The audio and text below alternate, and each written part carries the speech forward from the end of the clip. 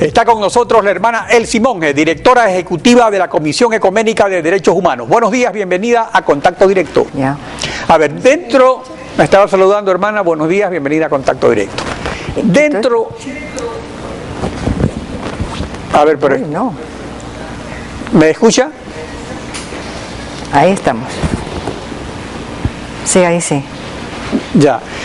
Dentro del proceso de reformas a la Comisión Interamericana de Derechos Humanos, el presidente de la República, 2 días antes de la reunión en Guayaquil de los estados parte de la Convención Interamericana, afirmó lo siguiente. Veamos lo que dijo el presidente.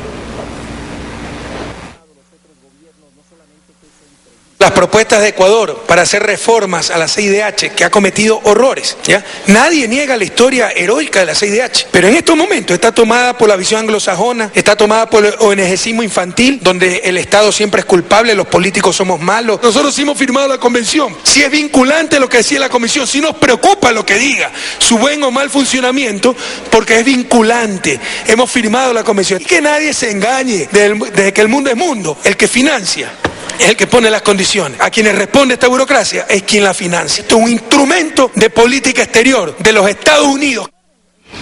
A ver, aquí habría 2 aspectos. Históricamente, ¿ha servido la Comisión Interamericana para servir a dictaduras militares y gobiernos autoritarios civiles apadrinados por Washington o más bien ha sido lo contrario?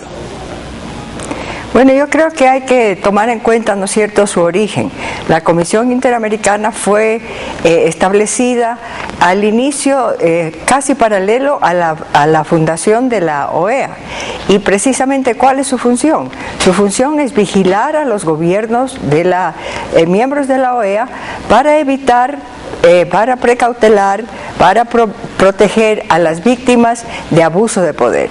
Entonces, digamos, esa es su función, está dirigido a las personas cuyos derechos son violentados desde el poder. Entonces, la OEA le da todas las atribuciones para que establezca sus mecanismos a fin de cumplir con su misión.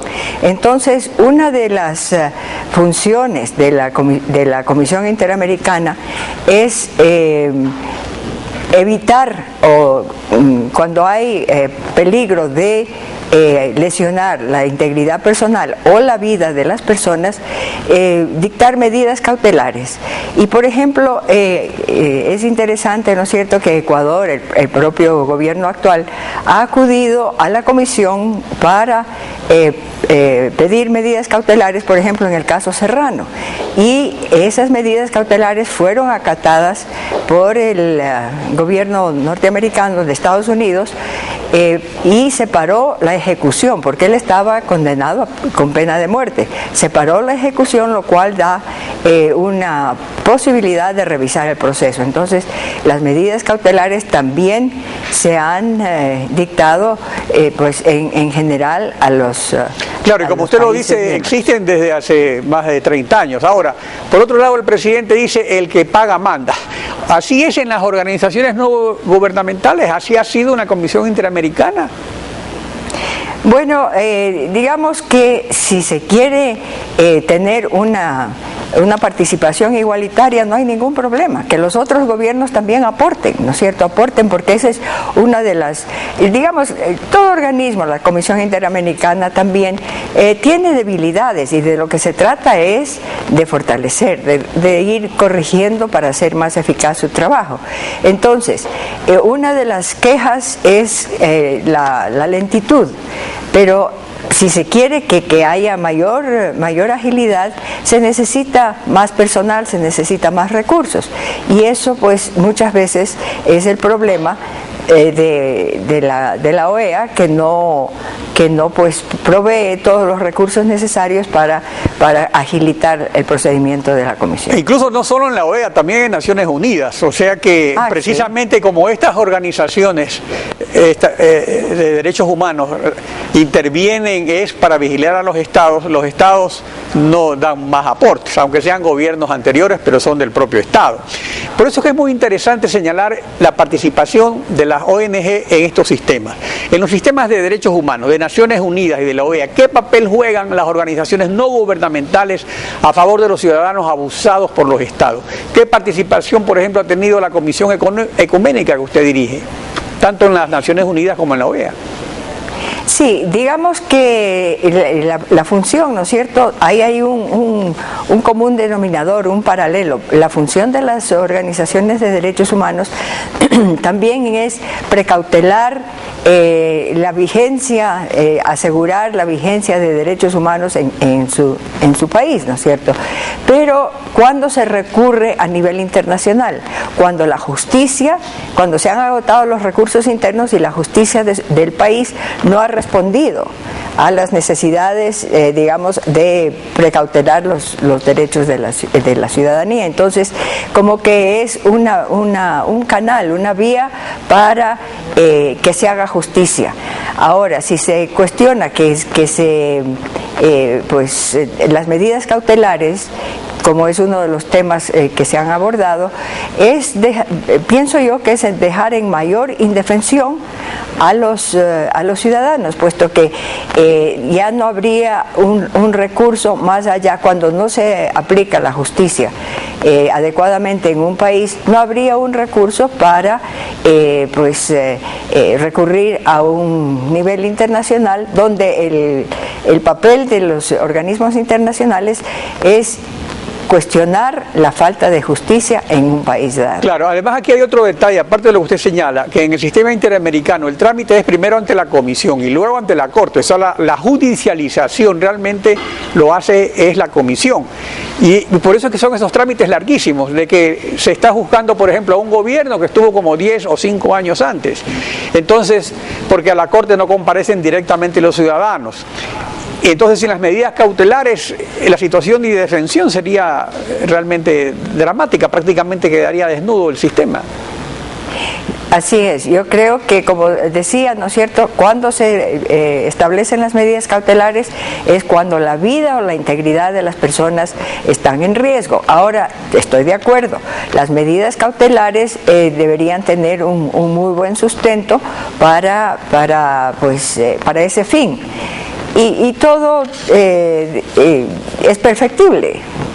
Entonces, yo creo que son necesarias las medidas cautelares establecidas con la mayor profundidad posible. Claro. Ahora, respecto a la competencia de la Convención Interamericana, vemos que la tiene sobre todo los Estados miembros, incluso los que no han ratificado la Convención Interamericana. Usted citaba el caso Serrano en Estados Unidos, pero también el problema es el cumplimiento. Y Estados Unidos, por ejemplo, en el caso de Guantánamo, no ha cumplido con esas medidas cautelares. Ahora, en el caso de Ecuador, por ejemplo, el caso emblemático de los hermanos Restrepo, donde se logró una solución amistosa, ¿ha cumplido ya el Estado ecuatoriano lo que hace 18 años se acordó con la Comisión Interamericana de sancionar a todos los culpables?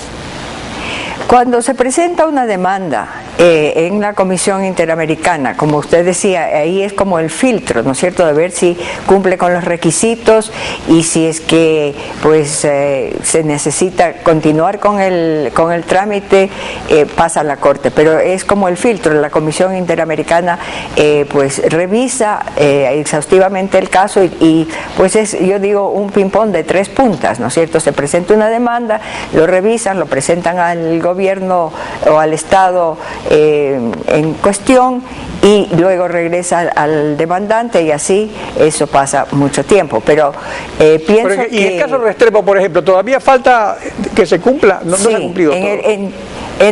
En toda denuncia, en toda demanda, frente a la Comisión Interamericana y a la Corte hay tres pasos, ¿no es cierto?